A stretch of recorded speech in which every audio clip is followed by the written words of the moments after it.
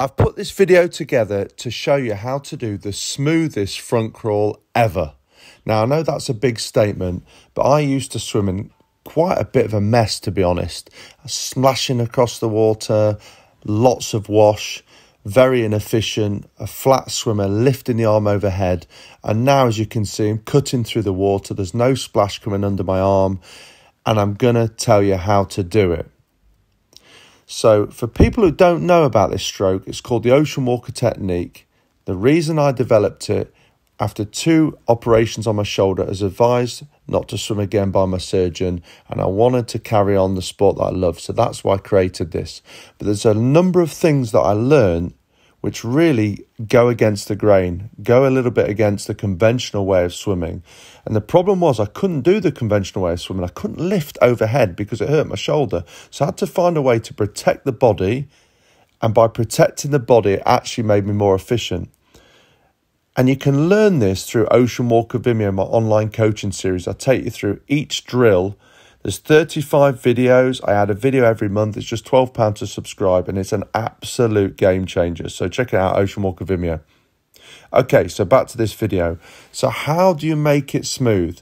Well, what you can see in my recovery arm is that I've got this natural high elbow. So I'm not lifting overhead because I'm swimming side to side.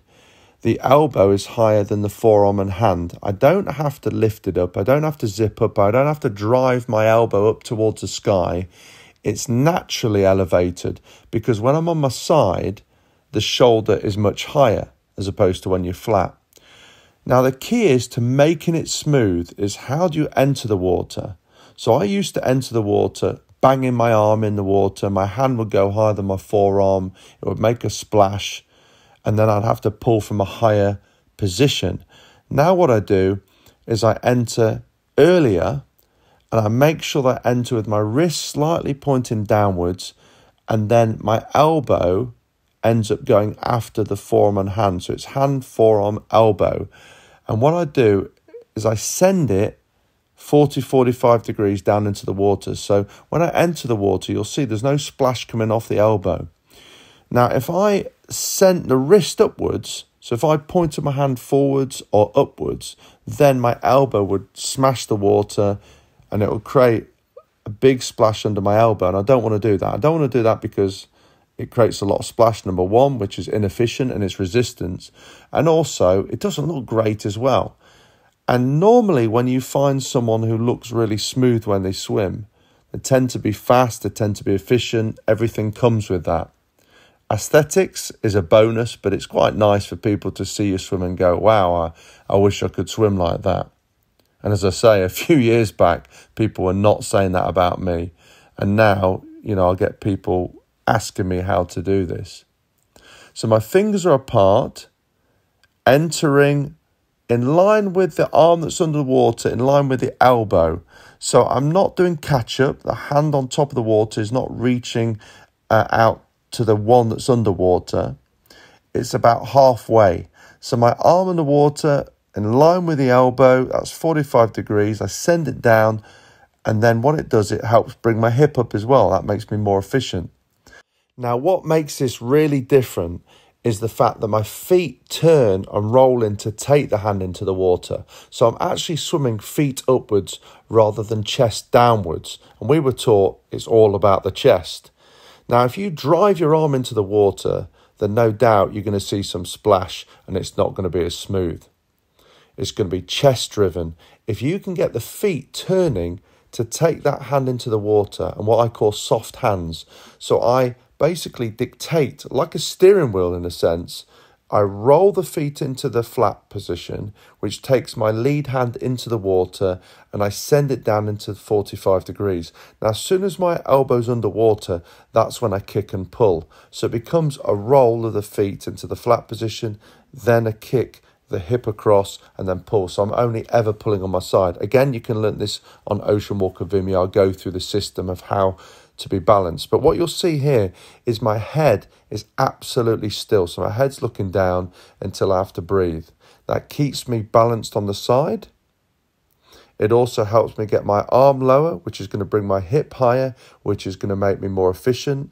And again, when I'm on my side, I've got natural elevation. So everything works in this stroke by having the head down, arm deeper, hip higher, more efficient, helping the recovery arm. It all has an added benefit. But you want to be entering very, very soft. So turn those feet now, kick across and pull. Turn them in. The minute you drive and spear, you're not going to be able to control the arm the same, and likely as you're going to send it up towards the surface. If you send your arm and hand up towards the surface, your hips are going to drop because you can't have your hands on top. You can't have your feet on top of the water. That's an arch in the middle of your back. So you need to drop them lower. That also protects the shoulder for the catch. So this is another reason why you want to do this movement, because it protects your body long term to make you more efficient, faster, and also injury-free. Fingers apart, as I say, a nice semicircle sweep, open out the shoulder, and as you get to the entry position, roll the feet in and just drop that hand down into the water. Don't put your fingers together. Why don't you put your fingers together? Because we don't want a smaller surface area. Fingers apart gives you a bigger surface area for the catch, and it also means that your arm and shoulders relaxed. If you tense your hand, you're tensing your wrist, you're tensing your arm, and then you're just promoting tension, which is what we don't want. So turn that wrist out, point it slightly downwards, send it early into that 40-45 degree angle. It's going to pop the hip up. You're going to be super streamlined, super efficient, super relaxed, and you're going to be the envy of many people. So check it out, Ocean Walker technique. So if you visit oceanwalkeruk.com, you can come and see me for a one-to-one lesson in Lincolnshire, UK. I've got an endless pool. I've also got a lake, but I do swim camps worldwide. So you want to check out the website for them as well. But this is an absolute game changer. You want to check it out. So for the last minute or so, I'm just going to leave you with a video so you can visualize what I've said, and all the best.